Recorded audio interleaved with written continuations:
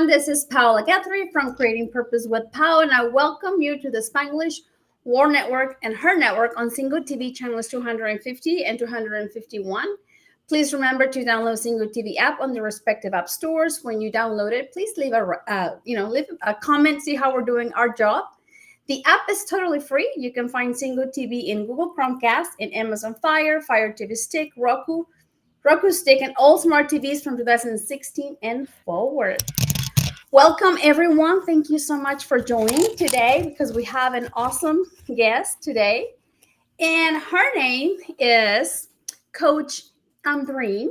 She is a family coach who helps parents, with their kids to listen and become more confident, more independent.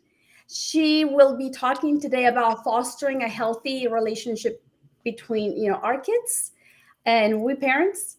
She is the host of her very own TV show called Leading with Intention, and I welcome her to the show. Thank you so much for being here. Thank you for having me, Pal. It's a pleasure and a delight. Yeah, so please share with us, how many kids do you have, and how did you got inspired to teach others, as parents, to develop that healthy relationship with our kids? Yeah, so I only have 3 kids, and I say only because in our culture, it is only. I've got 2 boys and a girl. All of them are adolescent, which is kind of where my story took me. So it's just been my life. I've always loved being around children. I've always loved understanding them because I think they're so pure, so authentic. They're bold, they're creative, they're imaginative. They say it like it is. Like there's no fluff, right? There's no like, oh, in the worldly way, we would say it like this. They're like, no, that looks like a horrible outfit, mom. Don't wear it. And you're like, hey, got it. Thank you for the straight up feedback. What caused me to kind of take this journey on was my own life. And what I've understood it to be is every parent that I talk to, it always talks about their kids. It's kind of like taking the kids down, not like an uplifting way, right? They don't listen, they don't want to talk to us, we don't understand us, we don't understand them. And I started to kind of reflect on my own life. And I realized like and that sparked this whole conversation to making sure that parents are the leaders of their families, but they're very consciously leading their families, and that really spun up to be an idea and now morphed into a beautiful 5-month program. That is awesome, and it is true. I mean, we tend to say what's going wrong instead of what is going right, and sometimes we tend to see what they're doing wrong out of, like we get fear. I've experienced that fear is what just sometimes drives me to handle the situation, especially in the past. So how could we tell our beautiful parents today to begin to build that leadership as parents? Yeah, so leadership is a whole beast of industry. I always tell parents and myself before I tell any parent is just pause. That's it. Just pause. And if you can pause and ask yourself, what would the best version of me do? Or a simple question like, what's the next best act of integrity or action of integrity? Then you start to see that, oh, there are possibilities instead of yelling, screaming, and just repeating the behaviors of yesterday and the conversations of yesterday. That's so powerful. I mean, you said 2 things very powerful. What would the best version of myself do? Right? Because instead of leading our reaction, stop and think. Like you said, pause and think.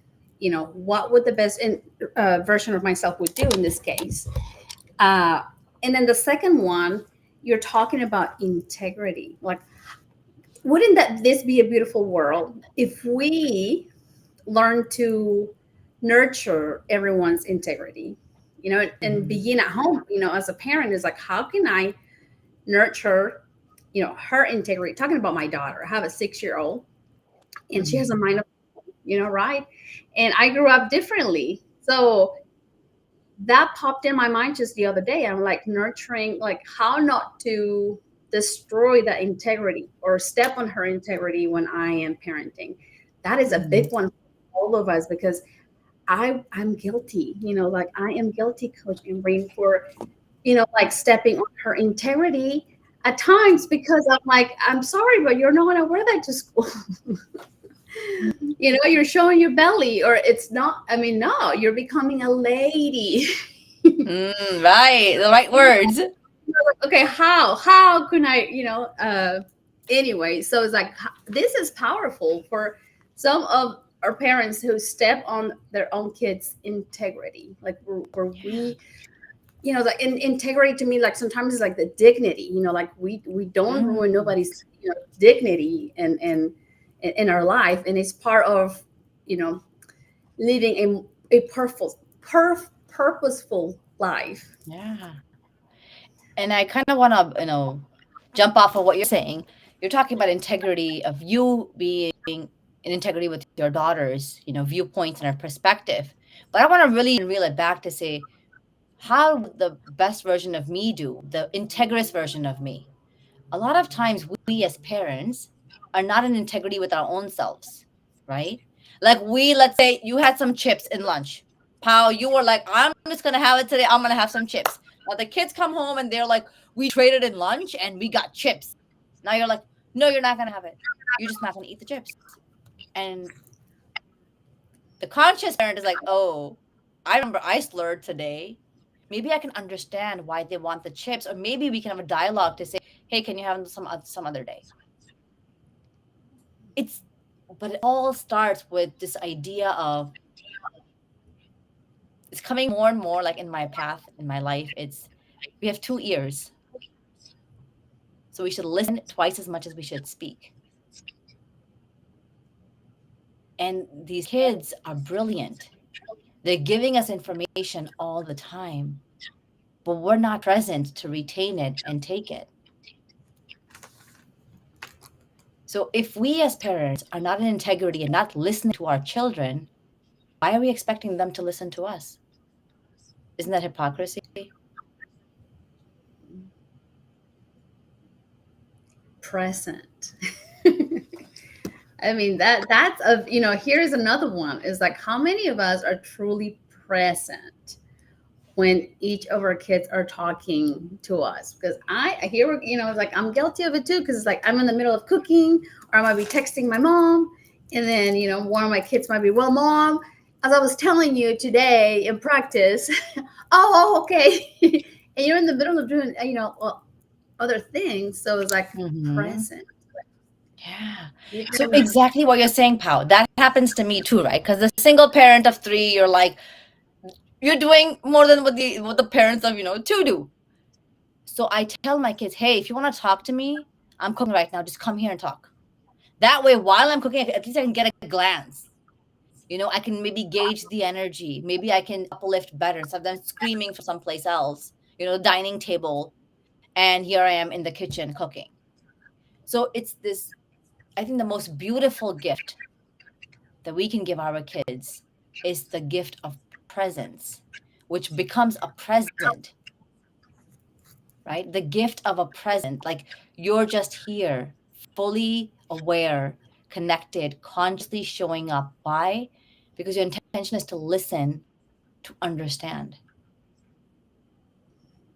And as parents, if I ask any parent, even if they are not even parenting, like with consciously parenting, I ask them, what's the most important thing in your life? And Pao, what's the answer? Being present. Being present with and they'll always say, my family. My family is the most important thing in my life. And I say, well, do you prioritize them?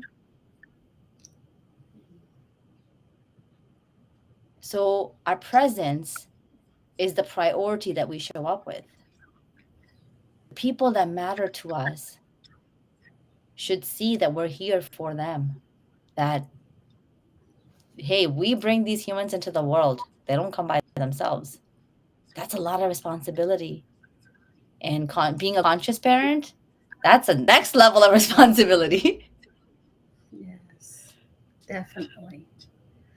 And this is awesome. Like for all of us to be on that reminder of like, okay, how many times have we been present this week, and how many more could we add to the list for next week? You know, to improve that time with the quality of time with our kids.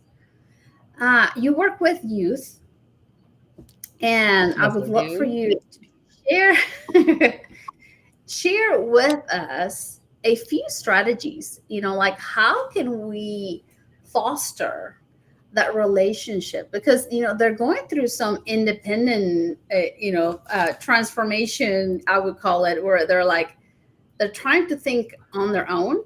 They don't want, some of them, they don't want to follow A, B, and C like mom and dad are suggesting, Mm-hmm. because they see it differently. So how as parents could we begin to establish that healthy uh, communication, you know, whenever things don't go our way as parents? Yeah, I think parents also need to have a time. I've Parents need to had a have a timeout, a timeout. timeout. Okay. So I've had a timeout for years. I'm like, so I began with this concept of I don't want to scream and yell because then they mess up the whole energy. Then we're like on a different vibrancy. Now we're all trying so hard to like forgive each other for the mess ups. So when I've had enough, where I'm like, there are three conversations happening right now while I'm mopping the floor. I can't be everywhere. So I literally say, hey, and they know now this means timeout. And what they've done is they've tested it. They've tested the timeout to be like, oh, let's see what happens. Like they'll ask the questions, like, oh, and I look at them in their face and I say, believe me, you don't want me to you don't want me to tell you what's on my mind right now. So let me take my time out and let me come back to you a better mom. And that timeout they can give to me as well. They can give me a timeout. Because there have been times where I've lost it, where I'm like in my own like negative pile of palatra of like it's just going right, spiraling.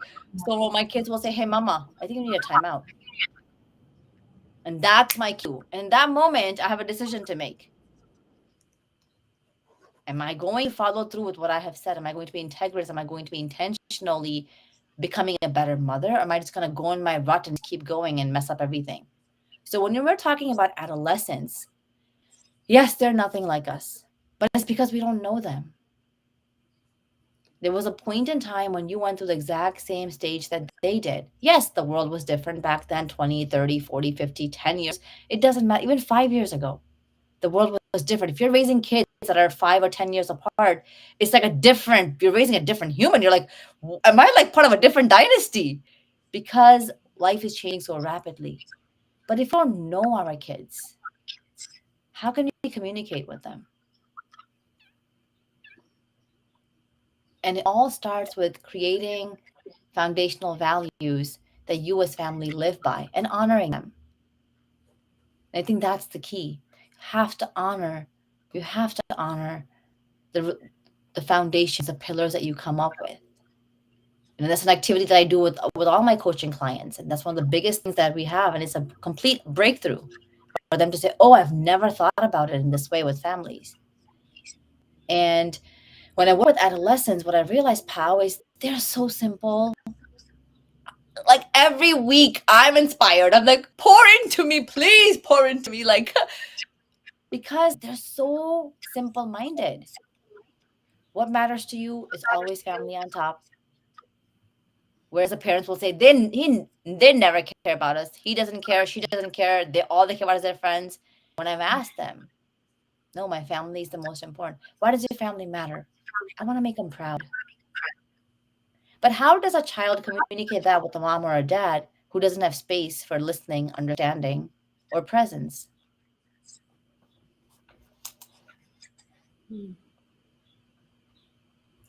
That is a beautiful question for all of us. You know, I mean, it's like to think.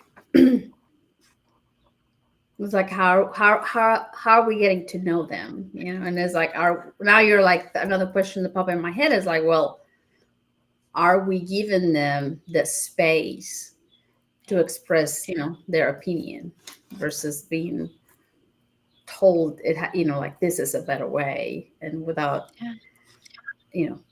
hearing their side of the story. Yeah. So this kind of goes back to what we talk about, right? If you're in a corporate world, if you're in any job, there's a leader, right? And then there's a manager. Okay. So the leader Mm-hmm. is the one who is like, where's my hand? I can't find it. So the leader, either way, leader is the one, manager tells you, okay, Pau, your job is make sure that you're ready for soccer practice at 4. Okay, make sure you have to cook, like the dinner is warmed up by this time. That's the manager. He just manages. That's easy. But the leader leads. They lead by asking. They lead by inquiring. They lead by finding out. That's the shift. When I am being a manager, I know I'm like a drill sergeant, literally like a drill sergeant. I was like, my God, I'm no different than them, because you get into this headspace where like there's so much to do, boom, boom, boom, boom, boom, and for them, they're like, those things don't even matter. But when you lead, you begin to ask. I think we really have the power to persuade our kids when we learn the art of persuasion. And it's not something that just shows up. It's something you have to cultivate. You kind of have to really pour in and understand those emotions that are coming up. You have to raise their ambitions to kind of say, hey, you know what you're talking about? That thing is going to take you, what I'm talking about, that thing might take you here. And then they start to see, okay, follow that up with action. And so are they great listeners? Most of them, no. Because sadly, we as parents haven't taught them how to listen. We've only told them what to do. And that's where my program is so different. You're not telling your kids what to do. You have boundaries, you have a routine, you have a schedule, you have all that good stuff. Amazing. But it's a conversation. Because now you're a family member. It's not like your parents tell you what to do because they're the ones with the authority. Leaders who are great leaders have a lot of authority, but they don't leverage it. So how can we teach them to listen? By listening first ourselves. Okay. Everything starts with us. The reason why my program talks so extensively and really pours in and to understand how is every parent, like how are they as human beings? And once, like after a 6 months journey of me working with them alone, then I really work with them together. And what you realize is they don't even know who they are. So how are you going to pour in a version of you that's listening? Because when we start to role model, right, and it's literally called a role model, like high performance mindset. It's when we start to model the behaviors that we want to see, we start to lead. Mm-hmm. And again, that requires work, a lot of work. That requires you to first pause and be like, my brain is about to explode. Let me take a timeout. And then you come back as the best version of you. Okay. I think I'm going to write this and hang it on the wall. You just said be the role model to the behavior, we want to see. Yeah. Yeah. So that's amazing. And it's so true. If we want them to be, so loud, but we're loud. So if we continue to be loud, they'll continue to model, the way we're talking. If that's one of our, habits, is like raising our voice, then they will learn to raise the voice at the same time, that the parents are doing it. If a scenario happens in their lives, and they're going to learn to raise the voice because that's what they've seen. Now, if there is someone in the audience right here that are wanting to build the foundation you were talking about, like you said, get to know our kids, honor the foundation. Could you elaborate a little bit on that so that they can get a better idea? Because I think that's kind of like level number one to begin to make a shift in our family dynamic. Yeah, I love that you're asking, and this is something that I actually actively do as part of the program. It's called the clarity words. So as a family, what I do is I take them on a journey, and I ask every family member to come up with words that would define their family. And it's fun because like they're writing it first, and then I break them up, and now they have a breakout session. The two of them are discussing, and I'm like, come up with the top five. Share what the both of you have. Come up with the top five. Sometimes it's a mom and a kid. Sometimes it's two brothers and sisters. Sometimes a husband and wife. It's like it's just a fun mix, right? And then they start to come up with a list of five, and then you bring them all together, and you say, okay, these are the 10 words that your family came up with as words that matter to you. These are the words that you would want someone outside to use to describe your family. And then what you do is now you vote anywhere from 3 to 5. I recommend 5 because I like the 5 pillars of the house, the 5 pillars of the families, the 5 foundations. I just like that. I feel like 5 is a great foundation for a family. And then you define those 5. And we literally like it's a full-on game. It's like, all right, I'm like, now persuade. Like, no, we want this word. And they're like, all right, go ahead, pitch it. You have to be able to sell it because your mom and dad are saying no, but you are saying yes. So like it's you see the coaching in action. You see the spontaneity, the love, the joy, the connection happening right in front of your eyes. And it's so much fun to watch because you're like, I wonder what they'll come up with. And then those 5 words become the foundation. So I'll say something simple. Okay, these 5 words are written. Please print them out. Put them where someone can see. And the next time somebody isn't really aligned and is trying to fight you with it, you just gently hold their hand and you take them in front of the word, and then you just step away. Because now you're giving them time to say, hey, reflect. One of the words that we came up with, that kindness matters to us. And right now the dad is just on top of his lungs screaming. The mom gently, politely brings him in front of the paper, wherever you have it. I recommend you put in a frame. I love to send it out to my guests. Like people I'm working with, my clients, I'll print it out, make it really cute, and send it to them. That way they have it someplace that they can physically see. And so now you've taken so much of the stress, the anger, the frustration out of the equation, because now it's time to lead with intentions and be conscious parents and be conscious family members, right? Because listening is an art that we can always improve. It's not like you're saying, oh, I've maxed out on my listening skills. Like, that's it, pal. I can't go above this. No, you can always get better. But it all starts with understanding that there has to be some foundation. What does your family stand upon? There is no house that can be constructed without foundation. It's impossible. No building, no house, nothing that we look at and we aspire and we're like, wow, how did they build this? A mall. It all has to have a foundation. So why don't our families have foundations? The most important relationship thing in the world, we say, right? Without a foundation. So how is it going to hold up? What you're sharing with us is like, I'm fascinated by it because we see it in the leadership world. You see it in personal coaching. It reminds me of like, okay, what are your 5,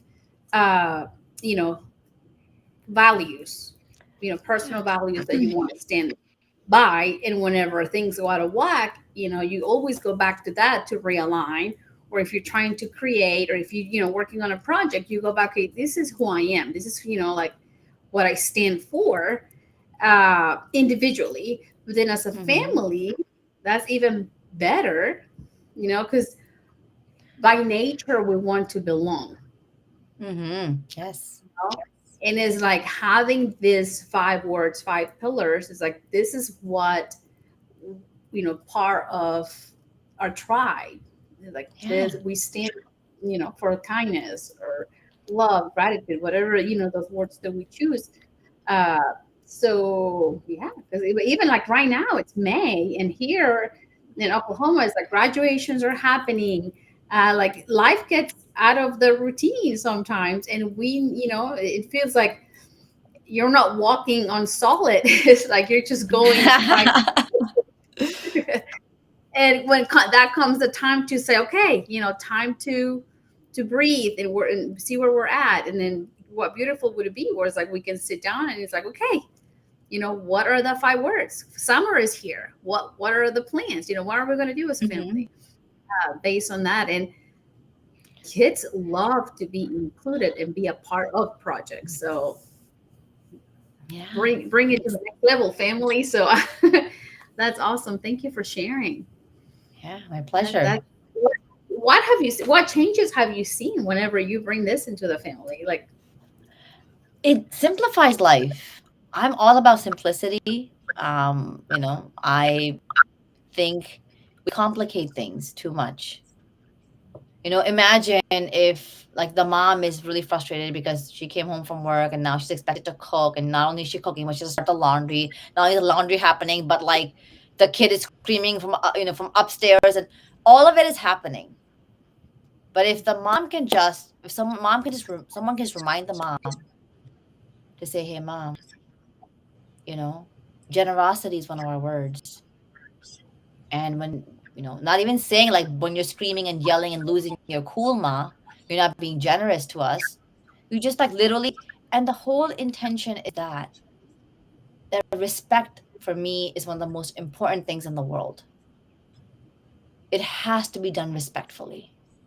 I cannot jerk my kid and bring him and tell him stand in front of the thing and watch and look what you're doing wrong. No, the concept of respect is given and is taken. So when I hold my little kid's hand, because he's in a place and he is mad because he couldn't score the 4 soccer goals that he tried today, and he just miserably failed, and he's going on and on and on. I just literally bring him and say, "Hey, look,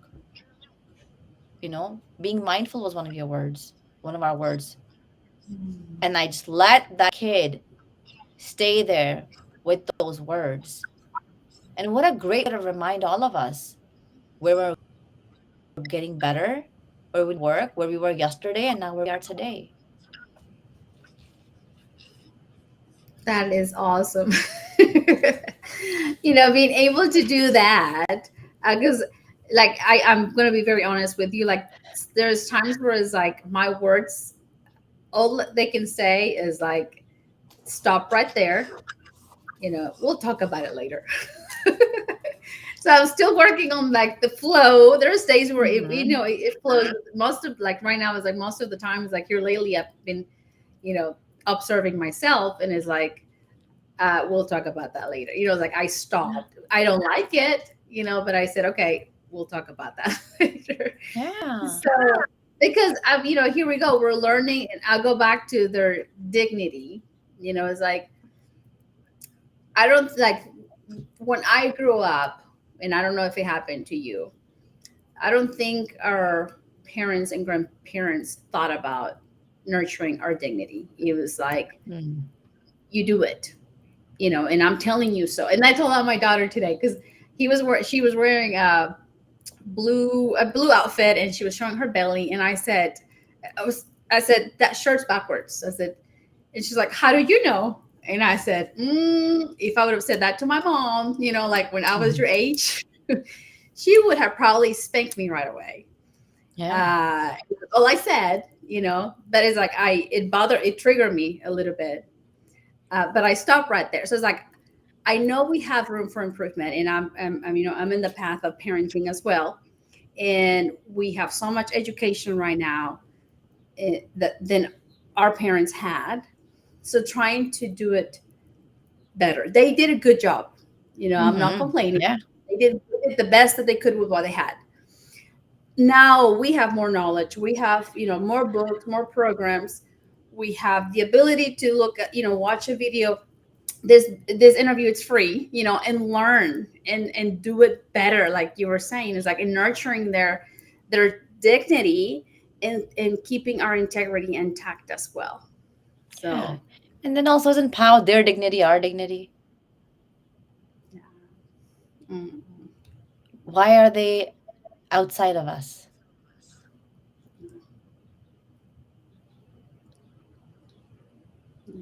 Well, the way I see it outside of it is because give them the free to choose. Yeah. But I guess like sometimes it's like it's not my, but they have to learn, like Yeah. they have to learn. But it's like by letting them messed up, that's another Yeah. one. Like, parents, we struggle, like that fear of like, oh, but they're gonna mess up. Yeah. And the best part is we're still messing up as parents, right? We're just like Yes, yes, yes, yes, you're yes. like, yeah, I'm 10 years in, I'm 12 years in, I'm 15 years, I'm 40 years in. You're like, I'm still messing up. And that's what it means to be human. We're all going to mess up. And I am actually one to say the exact same thing.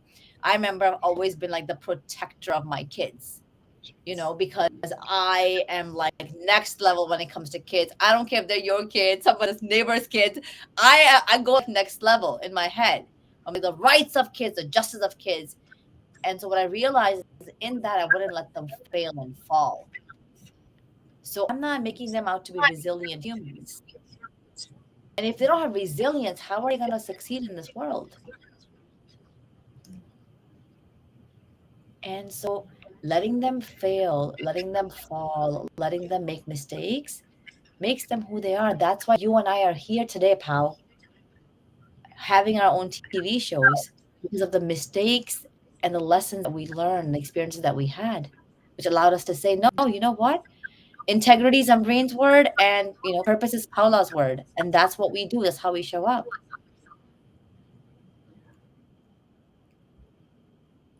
To empower others with our mistakes, right? And learning, like with our learning experience.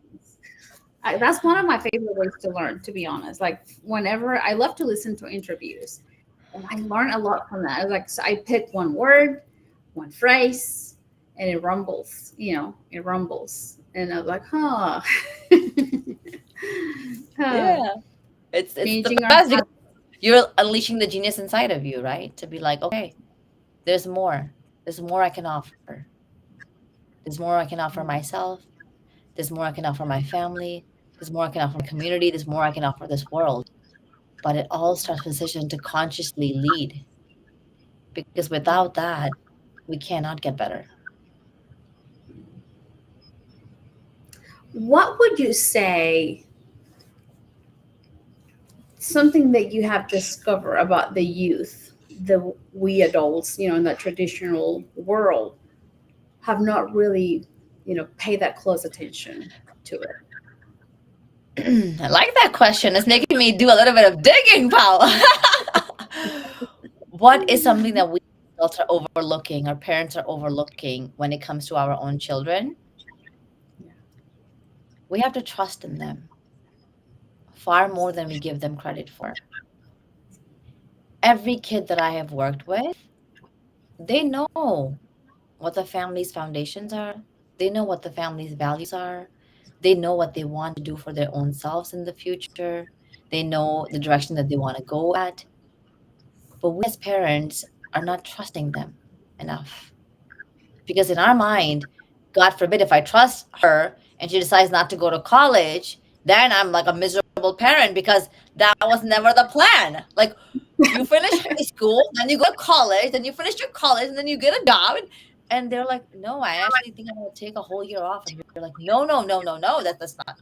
And they're like, Ma, I'm taking a year off.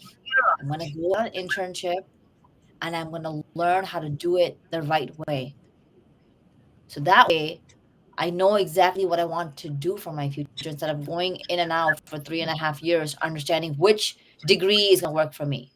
Because when we know ourselves internally, we have a direction of where we want to go, which is one of the biggest things I love and I adore about the program is we are so big on clarity, like crystal clear. We seek crystal clear clarity as who we are as people, who we are as partners, and then how do we want to show up with our families. Now you know where you're going. So trust them because you're guiding them. Are you able to see their growth? Like, I mean, it's like for someone to really know who they are as a youth, it's impressive. And then knowing how they want to show up with confidence. And this is the thing that when we start off every single group coaching session that I do with the youth, We start off, and the first thing is, all right, let's set our intentions. And they're like, oh, here she comes. The first thing we do is, what is your intention?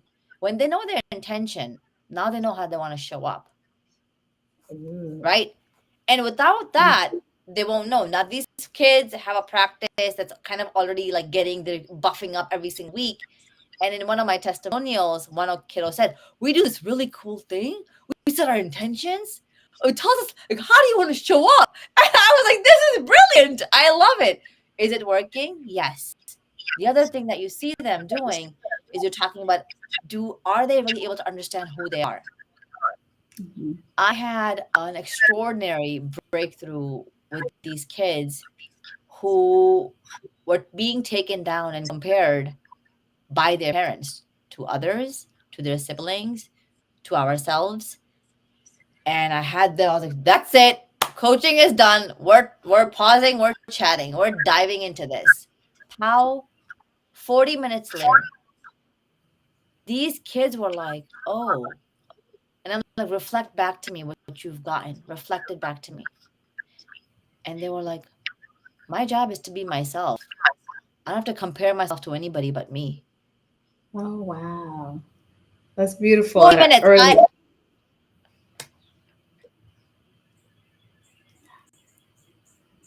And so is it possible? Yeah. So trust in those kids.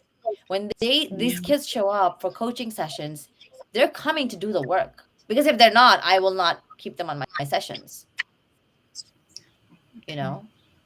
Yes. And so the intention is you're coming to coaching like you would come to any class. And you're being graded. Now you're grading yourself, and I'm watching and observing. But if I feel like you're not making progress, I'll give you a nudge here and there. After that, I'm very much like, because what you're doing is there's one kid in session that keeps bringing everybody down. That's the negative one, the Debbie Downer, the one that's like focus on the wrong and question the whatever, right? You give them a few, like, hey, you know what? I get it. You're in a place, but let's straighten up. Let's reset that intention. And if the behavior doesn't change, I am not taking down, 20 other kids because of one person. That energy space is too sacred. That community, literally building an empowering community of peers. Like, can you imagine that? An empowering community of peers. These kids are your age. And you're building a space where you're collaborating, you're understanding, you're listening, you're growing. Why? Because you're here showing up to do the work. You're teaching them to get along. Exactly. With kindness and respect. Kindness and respect, yes. That is beautiful. I've noticed, like, as a teacher, like this year, there was one student who would not sit down at his desk. He would just sit down at a table. And at first, it's like I noticed that when I let him sit at the table, he would behave, and I was like, okay, I can do that, Yeah. So at the end of the school year, just now, he was sitting at a desk, last 3 months and doing his work. But I guess here we go back to the trust. I gave him the trust. It was like, yeah, I trust you to sit at that table. Mm-hmm. And he would sit down and he would just, would not do his work. But as I continue, to let him sit right there, there was a transformation. And I'm like, I wonder if it was because I trusted him. I never made a big deal. It was like, okay, if that's your spot, and if you're going to behave, just go for it. And it was beautiful just seeing his transformation at the end. And here we go. It's like, I wonder if, that trust, I always treat him with respect. And I guess that's all they want, like, treat me with respect, and they turn around. Yeah. First of all, I want to celebrate you. Woo! For crushing it. Like, most teachers wouldn't say, yes, go ahead, take a seat in the back, and I don't know how this is going to pan out. But for you to listen to your gut and say, yeah, I can do that for you. How beautiful is that for him to know, oh, like she thinks I can do that. I had a bizarre request and she fulfilled it. Let me pour back into her. Because why? Because it matters. Because now you've become a teacher, Paula, where you're more than the ordinary teacher. You took the time, gave him the space. And when you said maybe it was trust, there's no maybe about it. Had you said no, you would still be fighting with him, trying to get him to be in his seat and do the work. So I think it's so important to recognize that what a beautiful way to lead your classroom. Oh, I mean, and it is because of my, our education, I think, and self development that allowed me to go to that next level. Like, no, see it like you have to do what I say because I'm the teacher. You know what I mean? That was like first year teaching, second year teaching. I was like, it was very frustrating because they're you think that they're hiring you to teach, but no, you're there for way more. You're not there just to teach. Is like that's kind of like the third thing that you get to do, but the fundamental is keep a safe environment for the kids and then make them feel comfortable, and then you get to teach. But I love that. Okay. And then teach. Okay. Yeah. yes, I mean it's beautiful. It's beautiful seeing my very own transformation from the first 2 years of being a teacher to like now with neuroencoding, brain health, and all these beautiful trainings that I have the privilege to take and be able to apply it, in a classroom. So Yeah. And that's what the key is, right? We have so many tools, so many strategies, so much knowledge. But the execution, the application, that's what's missing in our lives. It's I'm gonna kind of put it out there. It's probably too blunt for everyone listening, but I have to say it like it is. I am a high performance coach. How many of you, after listening to this session today, are gonna make a conscious effort to pause before responding back to your kids when you're not in the right headspace? And that's where you start to see that even if everybody has these tools and strategies, Paula, the execution isn't there. And and that's the baby world. steps, right? Baby steps, literally. If you can say, I was present today for 45 seconds, just today, 45 seconds, I am cheering you on. You will feel my energy coming and saying, woo! Keep going. Tomorrow, get to 50. The next day, get to 55 seconds. Build up. Be so graceful with yourself because the undoing in our ages takes time versus when it's the little humans. 40 minutes, I'm like 40 minutes, and they were down and like so sad, so upset that everybody's always comparing me to this kid who gets the A's and B's. They're comparing me to the kid who takes 4 honors classes as a freshman. They're comparing me to, like, say I don't play as well as basketball as somebody else. These were the parents doing it to the kids. And 40 minutes later, the kid is like, I hold my own space. I was sent in this world to be myself. And you know what? That's what I'm going to do.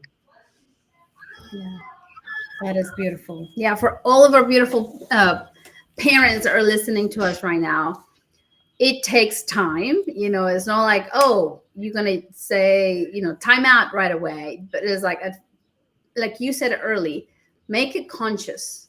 When you're thinking about it, it's like, oh, I'm not going to react. You just say time out. But it's making it conscious into your life. How, if we're being present, if we're choosing to react or just pause for just a little bit. It's like in reality, we do have the power, because in between the stimulus and the response, we have a space. And in that space, we get to choose how to react. It takes, training to build those habits, and it is doable. And sometimes we might fail to say time out. But if, we're having a hard time, then know that we can always default to their best behavior.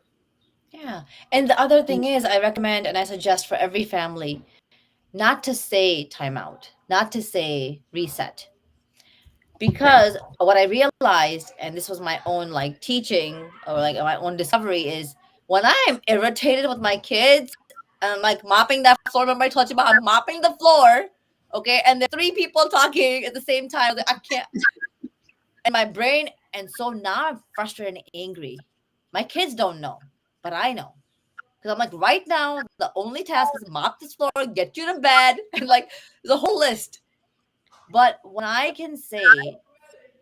say, okay, I need a timeout, give me a timeout, okay? I just need to reset. It is mean, it is unkind, it is energetically something that's not going to serve your family. So that's why I recommend for every single family member, come up with one gesture. You want to put a peace sign, you want to put up a high five sign, you want to put a thumbs down sign, a thumbs up sign. Why? Nothing is being spoken. There's no energy exchange. I love energy. I love purification of energy. I love keeping energy positive and high and vibrant. But when I'm in a space where my energy isn't that way, I'm not giving that to the kids or the world. So come up with a gesture. So for our beautiful parents, so it's normal to have those moments. That's what you're telling us. Oh yeah, girl. So like every day it's like a reset. You're like, okay, every day 5 times. You're like, okay, simmer down, right? And I am not here to say that everyone is not doing their best. You talked about this a little bit. You said that your parents did the best that they could. And I 120% believe and know every parent does their best. The formula that I'm teaching you is not only for parents, it's for grandparents, for brothers, for sisters, for aunts, for uncles, for friends. It doesn't matter who it is. This stuff works in any relationship. How often do you start your groups? Could you teach us a little bit before we go? Yeah. So My my groups are usually now open enrollment. So I cap out at 10 kids per group sessions. And what I'm starting to do a lot more is work with the parents of these groups as well. Because what I realized, Paola, is the kids are growing a lot, but the parents aren't. So now talking about if you can't understand your kid back then, now with their growth spurt, it's going to be even harder to understand them because they're stepping into their own. And so I love the journey of having the parents kind of join in that process. And with the groups, like, feel free to reach out to me. I'm Coach Ambereen across any social media. You know, um, Reach out, let me know that you want to learn more. You can easily hop on a breakthrough call and we can take it from there and really see is this program going to serve your child to make them have a success driven mindset, at the end of the day. Yeah, she's in LinkedIn. I know. For sure, I know you. You're on LinkedIn, so please Yeah. follow her. LinkedIn, Instagram, Facebook, YouTube, Twitter, all that good stuff. Yeah. Yes. Thank you so much for being here today. Do you have any last message you want to leave us with? Celebrate life. Have so much fun. Like bring joy and enter with positivity. Embrace all of it, the ups and the downs. Like we have got to celebrate life a lot more and really tap into who we can be for ourselves. And then of course lead with the role model mindset. Yes, lead with intention. That's how she teaches at her beautiful show, leading with intention, and it makes so much sense. It's like as parents, it's like our kids are watching, so leading our behavior, leading, the way we talk, the way we express, because they are watching. So thank you so much. I appreciate your time and all of the wisdom that you shared with us today. So for our beautiful audience, you're welcome to watch the replay or share it with anyone that you think it would benefit with this information. You can go to my YouTube, Paola Guthrie, or you can go to Spanglish World Network. This show can also be heard on Spanglish Radio Network. Please check out spanglishworld.ca for news and programming. Spanglish World, watch it, hear it, read it, download it, and live it. And blessings, and we'll see you soon. Thank you so much, Pao. This was a blessing. Yay.